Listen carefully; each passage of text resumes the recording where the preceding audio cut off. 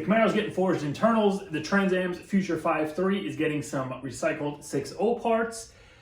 And I got myself a light bulb.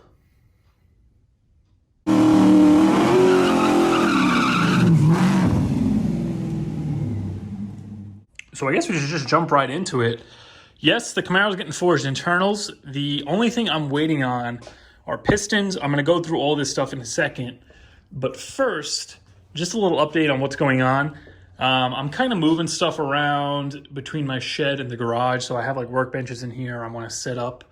Possibly mount these on the wall, kind of like in a hinge system. That way I can still fit the Tahoe in here. But when I need it, I could kind of flip it up and still use it for either storage or bench work or whatever. I also did go and buy a sandblaster. This is the little Harbor Freight one. Bought it, used it once, realized it was too small for what I want to do with it. So I ended up just boxing it up right now. This is going back, and I picked up the larger floor standing one, which I'm going to keep at the house. Because even after using this once with the vacuum, everything kind of just got like a film of dust on it, and I really don't want that in here, especially if I'm gonna be doing engine work, transmission work, and obviously the nice paint on the Camaro. I don't want freaking abrasive dust all over it. So that's why I kind of have nothing going on right now. Biggest thing for the Camaro is those pistons I'm waiting on. So I did decide to go with the Summit Racing Pro LS forged rotating assembly. Now I got the entire rotating assembly just because after looking at the 5.3 here and realizing it's going to need rods, my plan right now is to take the rods and crank out of the 6.0. Remember, these are Gen 4 rods, so they're stronger than the Gen 3s in the 5.3. I'm basically going to take the crank and rods out of this, the new bearings, put them in the 5.3, and then I'm just going to go and pick up a set of probably like Summit Racing forged pistons. And that'll pretty much fix the 5.3 to go in the Trans Am. I got the crank with it just for that reason. So I have the entire rotating assembly out of the 6.0 that I can just transfer over to that. Plus, we don't have this apart yet. I don't know what the crank's going to look like with all the bent rods. It could have got scored. The counterweight was banging on the piston. That's what that clanking was. I figured I'm better off just getting an entire rotating assembly, and we'll just use the 6.0 stuff to fix the 5.3. So, yeah, basically we have to rip this entire 6.0 down again, put the parts in storage for a little bit, and then we have to put the forged stuff in the block. So, yeah, all that has to be done. But before that can happen, the pistons, they're on back order until like the beginning of March. I called Summit up to see if they had any alternative piston that I can use with their kit, but it turns out their kit is the only one that uses like a 940 or 942 wrist pin, something like that. And all the other pistons on their site, apparently they don't sell anything that uses that exact wrist pin for these rods. So I'm kind of stuck waiting for the Summit stuff. So that's kind of what's holding me up while you haven't seen any Camaro stuff.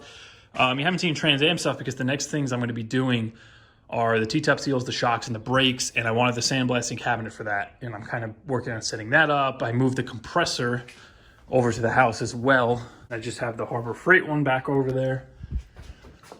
And yeah, I think that's pretty much it. This I got to return.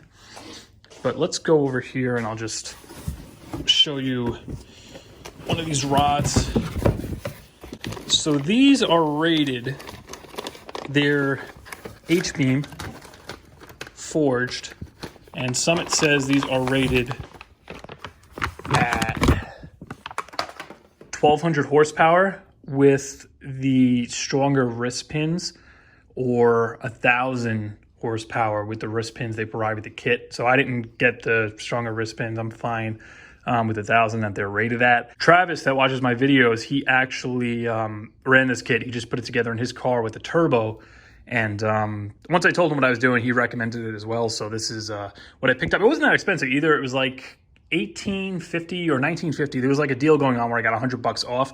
So yeah, once again, just kind of pulling on that thread of while I'm in there, I'm doing forged internals now. But I figured it's kind of worth it for this car because this is kind of the car that started it all, got me into these cars. And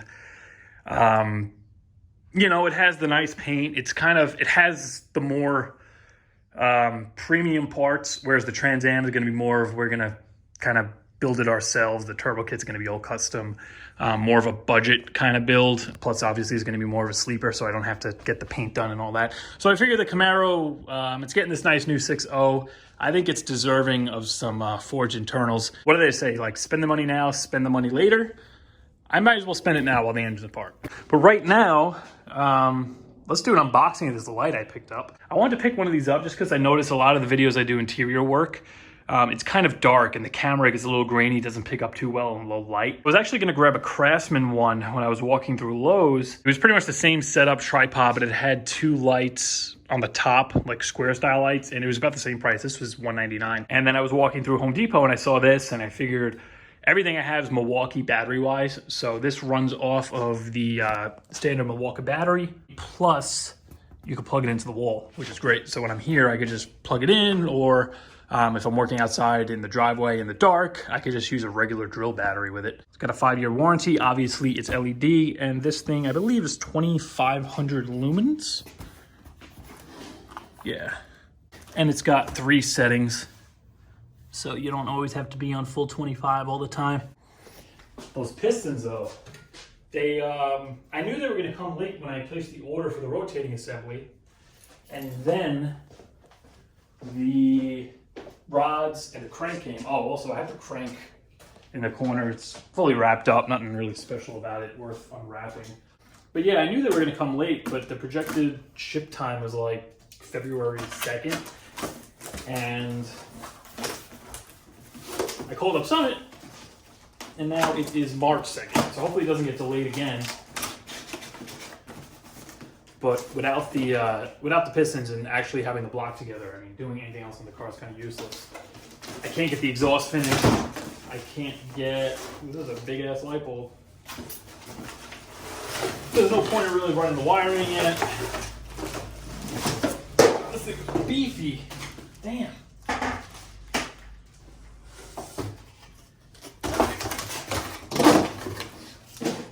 All right. For some reason, I thought it was like this little thing like that.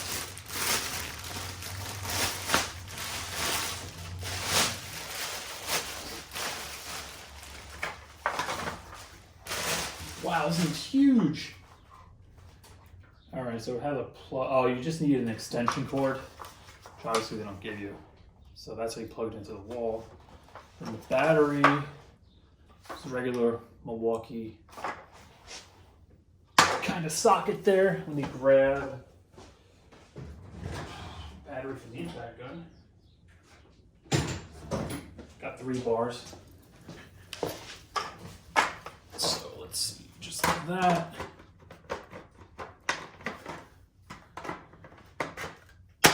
Easy enough. There's a button right here. Ooh. That's locked in. The bottom isn't that big either. I thought the legs would kind of stick out more, so I guess that's kind of nice. This should telescope up, I guess. Goes high too. I think it goes all the way up to the ceiling.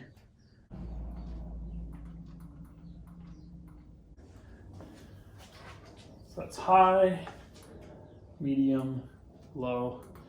It's hard to tell because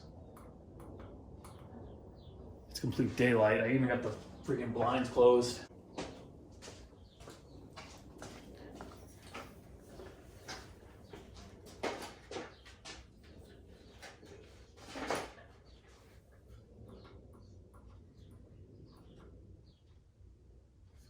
Honestly, I thought it would be brighter. I mean, granted, it's kind of daylight in here, but I guess that's pretty bright. It's more of like a warm light, though. It's not that cool white like the ceiling is. I think that's why. All right, I moved the light in the car because I forgot that the light's in here and the outlets are controlled by the switch. So if I turn the ceiling lights off, I'm gonna have no outlets to actually power the damn thing. But the car's a little messy in here. But inside the car does a pretty good job. I just wish it was a little cooler, like the light was brighter. It's got that warm tone to it. But I mean, as far as being able to see while I'm working, it'll definitely do the job. I don't know. the biggest thing is for filming. That's why I kind of wanted the cooler light. I might actually just send it back and try one of those lights on Amazon. They're probably not gonna be battery powered, but in here when I'm actually making videos, I could just kind of plug it in like that. I don't know. Let me know what you guys think. If you have one of these lights, let me know what you think about it. I know it's kind of more of like a construction light. So if you're doing probably electrical or new construction, and you have absolutely no light at all, it probably does a really good job. In my case, where I kind of already have light and I need more light for better video quality, it might not really suit what I need it for that much. All right, guys, so that is pretty much what's going on with the channel right now. Unless the pistons magically come in like a day or two, you're probably not going to see another video for at least a week. Next thing is going to be Trans Am stuff for sure. That's kind of all I can do at this point. Probably going to be doing the shocks and going back to the voiceover format just because it's easier and quicker for me to shoot. As far as shooting, I can kind of just get the footage and then go into detail later and kind of hit on stuff that I missed. So that's the plan for the future Trans Am episodes. But yeah, for now, that's going to do it for this one. Hopefully, I'll see you guys in a few days.